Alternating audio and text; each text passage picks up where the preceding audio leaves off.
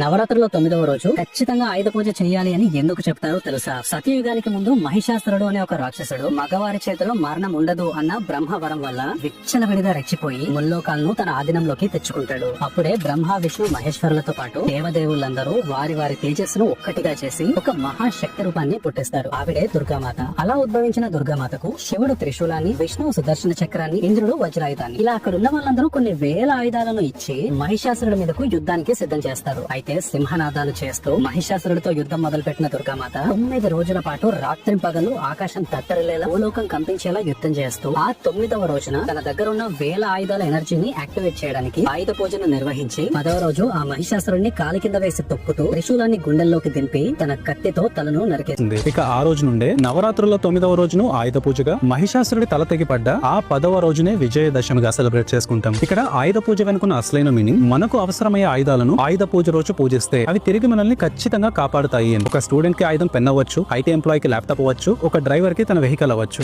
వేటి వల్ల అయితే మనం ఇలా బ్రతుకుతున్నాము వాటికి ఆ 9వ రోజు ఆయుధ పూజ చేయడం మాత్రం అస్సలు మర్చిపోకండి.